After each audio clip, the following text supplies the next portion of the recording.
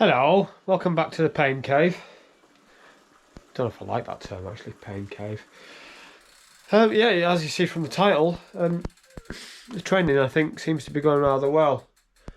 I've been doing minimum 200 miles a week at the moment, and that hasn't been including Mondays, Tuesdays or Thursdays, so I've been mainly doing it over the weekend. I think we all know why. Want to be ready for the Fred, which is 7 weeks away now. So I've basically got a month of this, then a little bit of a taper, just a little bit of a taper before the Fred. Get that smashed out. A weekish of rest. Then another couple of weeks of decent training, and then a taper before the big one. I want to get comfortable in what I'm doing. Comfortable. I say comfortable.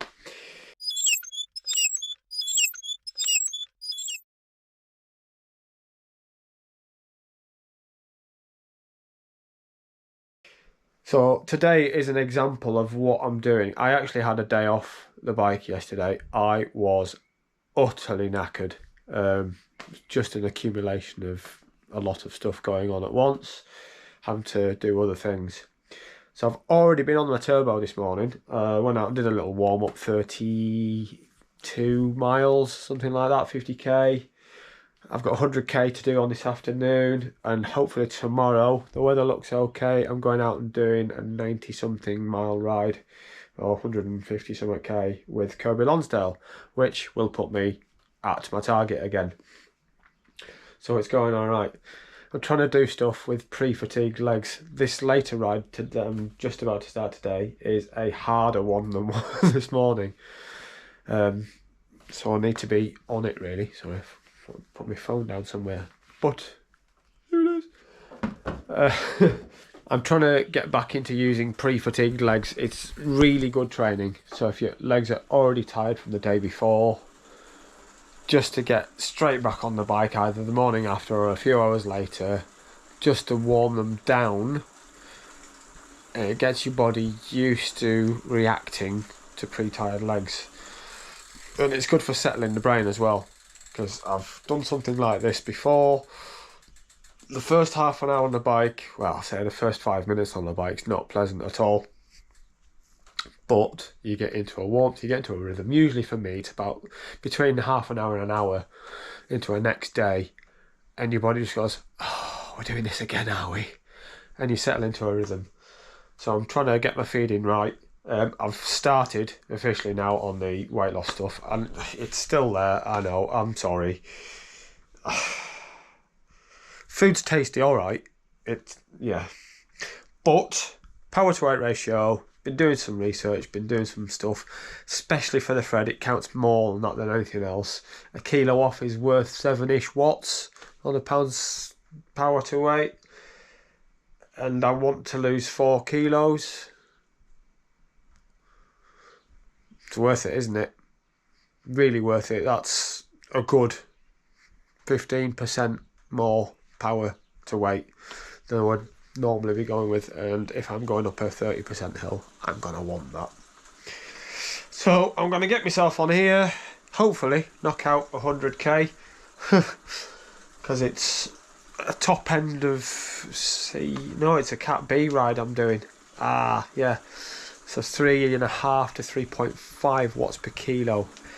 So I'm looking at around 250 watts, I think, for this, which is more than I am used to. Sorry, I'm just adjusting this, getting YouTube ready to listen to some music. So this might get sweaty.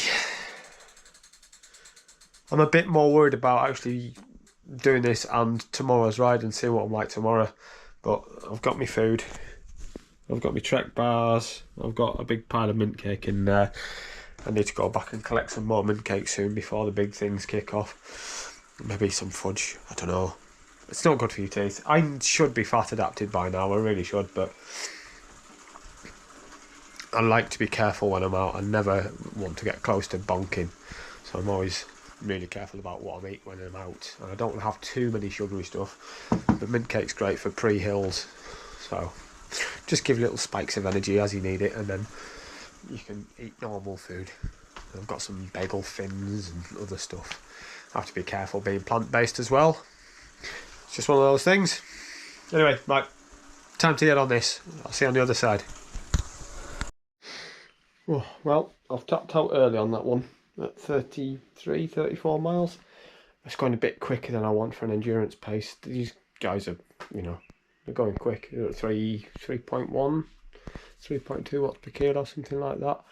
I want to be backed off from that a bit. Sorry about the dog. So basically I need my legs for tomorrow because I've got 92 miles to do tomorrow and it's a black ride, so it's going to be quicker than normal. So I might be hanging on by the end of that. So I just want to save myself. So I probably won't hit my 200 mile target, but that's not the end of the world. I might have a more restful week this week anyway. Might I? Just trying to work out my schedule. I've been tweaking the route.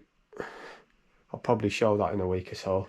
The route's been tweaked, some start-finish points have changed, so I'm going to put more details up closer to the day. I might do it in a couple of weeks actually, just to show you whereabouts I'm going to be and the legs, exactly what they are. I know I've done this once already, but it's changed slightly. I can put lots of things up and details, so you can come and join me if you wish. Anyway, I really need a shower, stink. Well, good morning, welcome to Level Bridge. Sunday morning. I thought, I know I said I'm going to do this 90 odd mile ride. I thought for my 100th episode I'm hoping to go out and do 100 miles today. So whatever the guys do, I think it's a 90 mile route. We're feeling alright. I've got enough left in the next one today. Just check myself back. Go and catch up through now. I'll see you on the front. Oh, additionally, I'm trying something a little bit different for the wind protection. I use a wind cheater a lot, but it's quite bulky in the pocket, so I'm just trying something else. So if it's a bit windy, it's a bit blustery, I'm sorry, it won't happen again. That's if it's that way. If it works out this way, I'll keep it like this. It'll test the PT. See what it's like.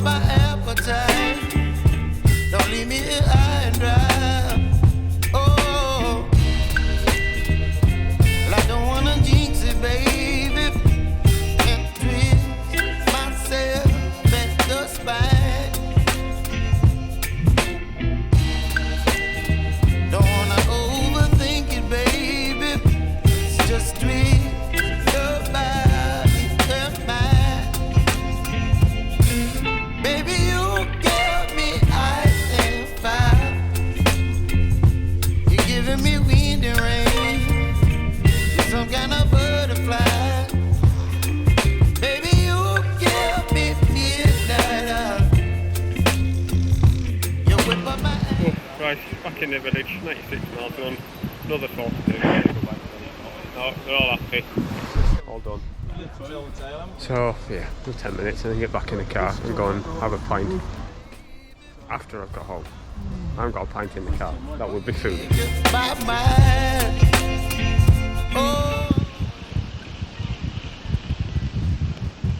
There we go, 100 miles done. Oh. Sorry, right in your face.